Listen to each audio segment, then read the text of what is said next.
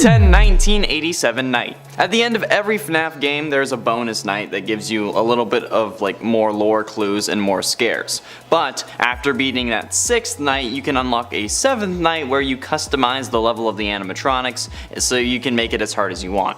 However, if you were to do this in Five Nights 1, you'd obviously be looking for a little more clues, because it's just starting out. You're trying to figure out what the first game in this series would be. If you tried to solve this by being a little bit sneaky and putting the animatronic levels to be 1, 9, 8, and 7, the year of the bite that was introduced in this game, you end up instantly getting jump scared by Golden Freddy, which is funny. But it could have also had deeper implications if you looked at it through the lens of every detail means something. If you end up thinking about it, and probably think about it too much, you could see this as an implication that Golden Freddy caused the bite of 87, that Jeremy Fitzgerald, who we play as in FNAF 2, who many assume to be the bite victim, would have suffered, and therefore he could be possessing the animatronic, at least if we ignore the missing children's incident, which took place 2 years prior to this one. But again, it's not. So it doesn't make sense anymore. Why would he scare you on 1987? Who knows? Maybe that was supposed to be what Scott thought with the bite of 83 was, but then he changed the years later on. We don't know, so it's best to just ignore it.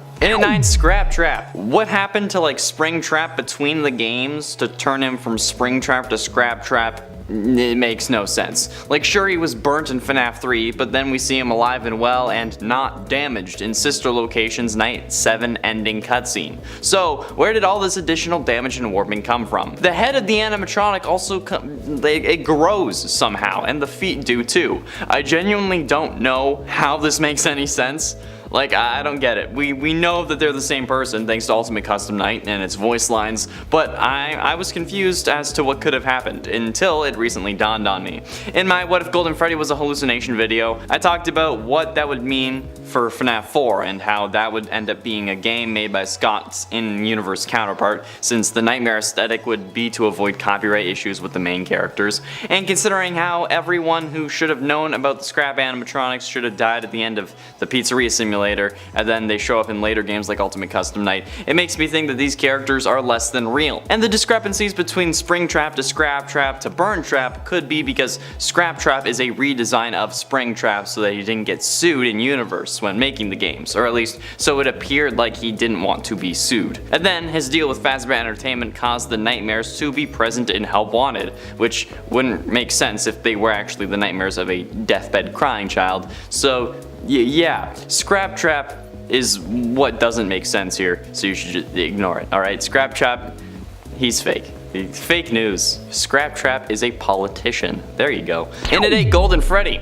While I may believe that Golden Freddy is merely a hallucination that Michael sees while being possessed by his younger brother, many believe that Crying Child possesses the Golden Freddy animatronic. Some even think that Crying Child and Cassidy share the animatronic, which is impossible if Cassidy is possessing William, and given everything we know about possession in the games, that also excludes that. But if you do believe that Golden Freddy is a physical animatronic possessed by Crying Child, I hate to say it, but if that were true, he probably wouldn't be attacking his brother. Okay, hear me out. If we want to say that Crying Child wouldn't be angry at his father for his death, despite his father making the animatronic able to kill, then he wouldn't be mad at his brother. Not after all of this time. Keep in mind that FNAF 1 takes place in 1993, 10 years after Crying Child's death, and at this point, Michael would have gone through Sister Location, given if you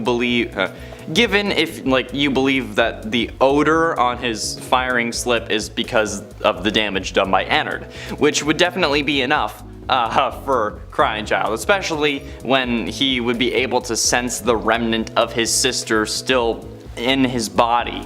Or if you want to go down a different route, okay, every other animatronic very clearly gets to us and kills us, but Golden Freddy just crashes us and never really gets a hold. So that's not a clear death, which means that you can't be sure. And it's 7, Secret Protagonist. Orville the Elephant in Ultimate Custom Night is one of the animatronics that's really memeable. Okay, it's not as memeable as his counterparts perhaps, but he does give us a lot of information if you're paying attention. Take this one line in Ultimate Custom Night for example. He tried to release you, he tried to release us, but I won't let that happen. I will keep you here, I will hold you here no matter how many times they burn us. But okay, hold on a second. If this is really the voice of Cassidy, or the vengeful spirit, then why would they say that he tried to release you, he tried to release us. Henry was the one who tried to release William in FNAF 6 and FNAF 3, assumingly. And we know that that's the one that Cassidy's referring to since they said, I won't let that happen, which is what they're doing at that exact moment. Could it be that we've been playing as Henry this whole time with the exception of Sister Location? I mean, we didn't really release any of the souls in Sister Location, and that would mean that Henry would have been Mike Schmidt, and that the Mike who owned the logbook would be Henry, and that we would be reading it as Michael Afton. Yeah, I mean, it's possible, but I don't think that's really the story that's going to be revealed to us, so it doesn't really make sense anymore, especially given Security Breach and literally everything else. In its 6th Joy of Security Breach, there are actually references to some of the Fazbear Fanverse Initiative games in Security Breach. For example, the Joy of Creation Easter eggs of Ignited Freddy and Ignited Bonnie found on the House of Bear and House of Bear 2 arcade cabinets that you can find around the Pizzaplex. This is something that I actually picked up on my first time playing, so needless to say, I feel pretty damn cool that I was right about that. But the House of Bear cabinet has the shadow of Ignited Freddy standing in a doorway, and the House of Bear 2 machine features Ignited Bonnie's face, which could be considered Withered Bonnie, but given the context here of Ignited Freddy being on the first one, I think it's safe to say that it is Ignited Bonnie on the second. Plus, this can also explain how these games fit into the timeline of the actual FNAF, since the Fanverse could just be the games that Scott's in-universe stand-in made, and would also explain why they have their own FNAF 1 game with FNAF Plus, but honestly, we're probably meant to ignore this idea, because let's be honest, if this was the FNAF 1 of that universe, the company would have had arcade cabinets featuring those characters, so yeah, this is probably just meant to be a happy little reference for fans of the series, and nothing more. Because, let's be, it's not gonna happen. And also, if you learned something new this video or are going to learn something new, hit like, alright? Education, it's a good thing, especially when it's about murderous, psychopathic animatronics controlled by a code sentient serial killer with a body that is burnt 6 times and changed 5 different times.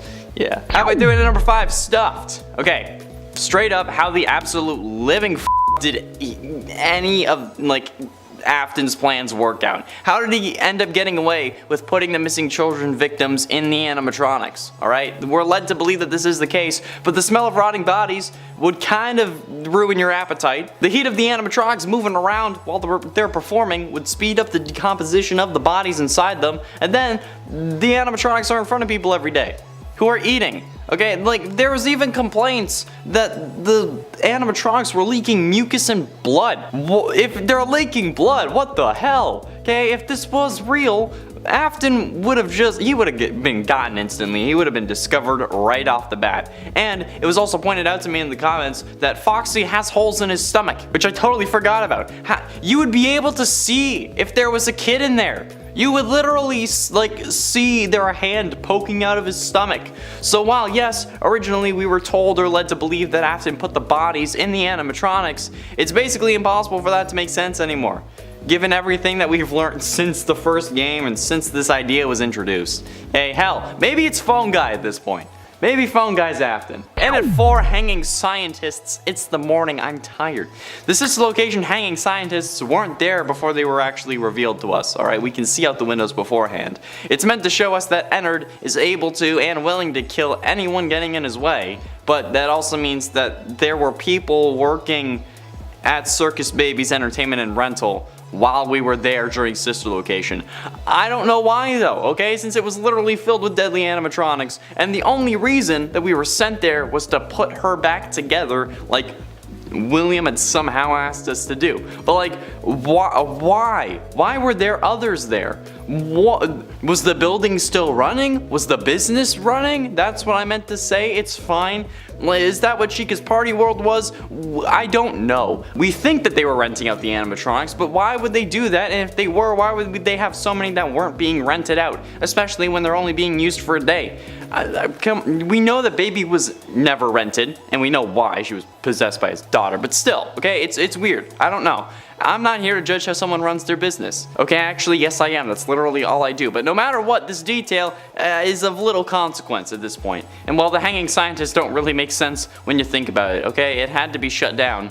The place had to be shut. No one was working there, but they also supposedly killed people working there. No. And then why would they show us the bodies if they needed us? Okay, if I was shown a body, I'd leave. I wouldn't go further. I'm out of there, okay? They were probably just fake. They were bags of sand, you know, just chilling. Getting close to the end of number 3, Nightmare's Endo. Now, this was pointed out to me previously in like part 12 of Tiny Details, the original series, and it's like Batman, the animated series. I mentioned how somehow Nightmare seemingly had a brain, and then so many comments got so mad at me for some reason because I misidentified an object in the head of a translucent bear that y'all rioted. And you know what? You are right, okay? It's true. It's insane. I don't know why he needs an endo because he's a freaking dream, but anyway, apparently the animatronic was used in Ennard's VR minigame, and I can't really seem to find the particular situation, but I'm sure it's there, since if you check the animatronic gallery available after you complete the main game, not including the tape ending, you are able to see the animatronic clearly listed as being present within the files, so that was something that I never knew, but I'm glad I found out, okay? But, again, Nightmare isn't a real animatronic, right? So like, why would he have an endoskeleton? And not only that, why would it be visible? Real animatronic or not, this guy's freaking translucent. Even if he was in a video game, that's a weird design choice. So I don't think it's really gonna matter. But ultimately, in number 2, Immortal and the Restless. This detail is the reason I make the entire list, okay? There's one comment that I've been seeing time and time again. The Immortal and the Restless was to show us that Afton didn't want his kids, so this theory makes no sense. Dude, come on, leave me alone. These details and all the others were like, you think that they were put in there for a reason, but also we just went over 8 other things that we're gonna have to ignore for things to really make sense. Meaning that we can't really take every single pixel from every single frame of this game into account when we're trying to figure things out, alright? The Immortal and the Restless has never popped up after Sister Location. There's never been any other instance of that show having any significance other than just being something that we were watching after we came home from work. Come on, it didn't reveal the mother's name, it didn't reveal that Afton never wanted his son, because if he never wanted Crying Child, why would he have sworn that he was gonna put him back together? And it wasn't meant to reveal that Michael and Elizabeth was possessed or anything like that. Okay, it's literally just a TV show. It wouldn't make sense otherwise. The Immortal and the Restless shows up less often than the name Jeremy. Okay, relax. It's a soap opera. Okay, I don't watch TV that reflects my life or my family's lives. No. And finally, in at number 1, Arrest Made. Okay, in an old timeline video, Shauna S. commented that there was a theory she had about how there was a newspaper that said that someone was actually convicted for the murders of the missing children. And that if that was true, it could have been Henry who got falsely convicted. But then, since they couldn't find the bodies, he ended up getting released, or he was let off on parole or something like that, which would explain why he wasn't involved in the first few games, but then shows up for Fazbear's Fright. And there's this could be a thing, but honestly, who knows at this point? I don't. That's just a random newspaper clipping from the first game where we had no idea what the rest of the story was going to be. So it doesn't matter. I don't know. That's it. And in 10, Blacklight animatronics. You may have seen the Blacklight animatronics if you pay attention to the merch. They released Blacklight plushies and pop figures a while ago without any real explanation. Well, as it turns out, these alternate colored animatronics are actually for help on its Blacklight mode or hard mode, whatever you want to call it. You don't actually get to see them unless you boundary break, since the animatronics are hidden behind the curtains that don't open in Blacklight mode. But they are still there. They're at the home menu screen, you know, when you can push the showtime. This is at the top because technically they weren't scrapped because they are still in the game even if you can't see them, but they were also technically scrapped because while they are in the game, you can't see them. Even when up close like you get in the Blacklight Chica repair, you can't tell that the animatronic is actually a different color because it's so damn dark. Same thing with Bonnie. And if you do get any color, you think it's because of the lighting, not because the animatronic itself is different. I still want a glitch and glitch trap pop figure though. Come on, Funko. in a Mangle Vent 4. I've played through the Mangle Vent repair on this channel, and it was quite a terrifying experience. Now, despite my other idiocy in this video, dealing with 3 vents was fairly simple, since they open one by one. However, it was actually planned to have another vent at the top of the elevator. Every time you see that opening, you think that Mangle may pop in there, but the thing is, that they could have. Mangle was planned to have 4 entry points that whole time. Can you imagine how rude of an awakening that would have been if nobody had noticed it? And how incredibly terrifying it would have been if it was implemented? To be over, Anakin, Mangle has the high ground. And I'm 100% certain that it would have caused a lot more deaths. I know, because I would have died if Mangle had come in from the top. I was just doing this, okay? I wasn't doing this. And it ate Faceless Bonnie. In the first FNAF trailer, we were shown a couple of things that were never included in the first FNAF game, but one of those being Bonnie's jump scare changed. Well, at least from what we can tell. In the trailer, we see Bonnie's face close up and he ends up revealing his endoskeleton face to us by literally taking off his face. Now, while this is incredibly intimidating, this was never added to the final game. This could have been for the sake of symmetry with Chica, or it could be for lore reasons. We were told by Phone Guy in the first game that the animatronics see us as a naked endoskeleton, and that's why they're attacking us, because it's against the rules and they're gonna put us in a suit to help us. But if that was truly the case, they would have also been going after the naked endoskeleton visible in the supply closet. Like, Bonnie will stand right next to it, for God's sakes. It's presumed later on that they're attacking us because we look like our father, William Afton, who the spirits that possess these animatronics have a vendetta against. But it's still weird that he had the animation and never used it for anything else, and saved the Faceless Bonnie for Withered Bonnie in FNAF 2. Maybe it was too scary for Scott, since we know he has nightmares about Bonnie. Or did. Number 7, the beta camera map. The beta for FNAF was full of unused or cut features. Some of these things were interesting, like the original camera map, while now we see boxes that indicate the rooms that the cameras are located, and lines leading to other rooms so we know what rooms connect to each other. Originally, we saw the entire layout at once, and we could actually see the direction the cameras were facing, showing us what we'd really be looking at. I can see how this would be useful, but since the game plays more in like a slideshow-esque format instead of animatronics free roaming, we don't really need all that information. And the design we know and love today really keeps it simple and is really all we need. They'll end up in one position on the camera and then they'll be in another, and knowing the direction doesn't really matter if that's the case.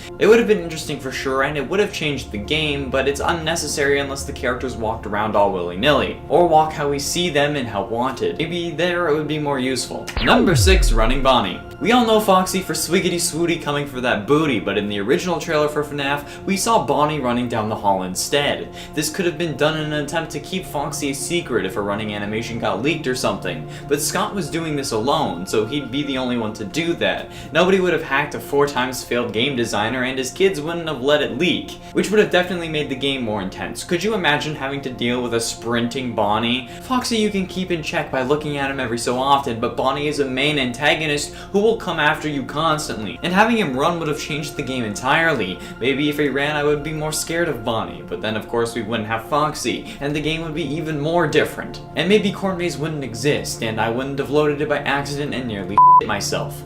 Maybe this should have stayed a thing. I wouldn't have had to deal with Chica and pizza pasties, that's for damn sure. Halfway through number 5, Metallic Baby. Do you know what pop figures are? Well, if this model wasn't made to be a pop figure, I don't know what was. Unless it's just the lighting. In the game files for Sister Location, there is an unused image of the baby animatronic completely red and missing her pigtails. This could be a baby in development image. Wait, wouldn't that just be an ultrasound? Thank you for laughing at that. Unless it was just added in post. I mean, it was. I'm the one who's editing this. Man, this just got real meta. I mean, I heard the laughter too, but that's probably just the voices. This image looks like it was meant to be an inspiration for a completely red metallic baby pop figure, but I don't even know if there are even any baby pop figures. I know there were some for the Blacklight animatronic pop figures, but I didn't realize they're actually from Help Wanted. I might need to get some of those now, unless they're vaulted, which will mean I'll need to pay like $60 a pop. Pun intended. This image could also just be a teaser image or test, or maybe a secret loading screen that was never implemented, or it could just straight up be the lighting, but the image isn't used anywhere in game, so there you go. It's fun to hypothesize, right? It's just a hypothesis. A game hypothesis! Thanks for watching. And at 4, Static Freddy. The original FNAF that Scott had in mind is not at all like the one we know today. Well, it is in the sense that this is what he wanted to make, but so many ideas and mechanics were added and changed that while we know FNAF at this point is a point and click that gets progressively harder, adding more animatronics later on in a playthrough, that wasn't what Scott had planned at the beginning. In a statement probably on Reddit, Scott revealed that he had originally had plans to make Freddy only jump scare you if he ran out of power, and that he never wanted him to leave the main stage. Eventually this changed, and we don't really know why. Perhaps it was because the game was too easy, or he wanted to see how things would go with 2 animatronics in the same hallway. Or perhaps he had Freddy moving around and got jump scared randomly and kept it. Or maybe he just started moving around on his own. Oh, spooky. This should be scary scrapped features. Oh. And at 3, Withered Foxy. For some reason in FNAF Help Wanted, they were planning on adding even more animatronics. FNAF 2 may be one of the more difficult game modes to cover in Help Wanted, since there are so many animatronics to keep track of. However, they were actually plans on making things worse. Usually in these versions, Night 5 is in a sort of Blacklight mode or hard mode where things get hella freaky. But for FNAF 2, they added an additional 6th night that you need to play if you want to unlock the Pizza Party minigame and that ending. The night is called Withered, and it's basically a showcase for the withered animatronics. The Faceless Bonnie, withered Chica, all of them. However, hidden within the game files is a model of a withered Foxy. Now, I don't know if withered Foxy was in FNAF 2. Hell, normal Foxy looks pretty withered. But there were definitely plans on adding this character to the game, since there is also files of withered Foxy with a picture of a page from the Freddy files as a texture, presumably to find missing areas or something like that. This page, however, is the page showing you the direction that the withered animatronics take to get to the main security office. The specifications aren't really there, and we don't know why this was abandoned, but perhaps he will make a return in another game down the line. Maybe Security Breach will have a withered Foxy now. And ultimately, in at number 2, multiplayer. Believe it or not, FNAF is actually going to include a multiplayer mode. Well, at least in Help Wanted. In the game files, there is a folder called Multiplayer that has several files stored within it. These files are named things like character info table, MP game mode, and so on, suggesting that multiplayer mode was actually planned with release. But it's now unclear whether it was entirely scrapped or saved for a future update or something to build hype. Do you have a theory as to if multiplayer mode will return, or make an appearance, I guess? Or what would a multiplayer mode be like? Would you play it? Let me know down below. My theory is that the multiplayer mode may have actually just been for the trailer, since you can see the hands and head of the person playing, but it could be something more. Why wouldn't they remove the files from the game if they were just going to use it for a trailer, and why would they call it multiplayer if they were just using it for a video? I don't know. Finally, in at number 1, lives. I think that one thing that would have changed everything is if FNAF had a life system. Sure, you can go back and do it again after you fail Night 5 thanks to the continue button, but I think lives would have made this game worse rather than better. Part of the appeal is that you have one shot, and while yes, it saves what night you're on, you still need to restart everything, and I think lives would have taken away from that, even though it's basically the same thing. Unless the lives would let you continue the night that you were on, or if they were to let you continue the night until you lost all of them, then you had to go back to night 1. Like, if you got jump scared at 5 AM, you'd still be at 5 AM, or if you did that too many times, you'd have to be sent back to the beginning, which would kind of break the game. With this system, having lives is kind of redundant, but we know that this was planned thanks to gameplay that was left on Scott's YouTube channel from the development days of the first FNAF game. Oh, what an empire he would later build. Did you know that the second game was released 87 days after the first? We gotta do a part 2 of 10 FNAF details because I kinda screwed up with my whole Golden Freddy and FNAF 3 thing. Sorry about that, my bad.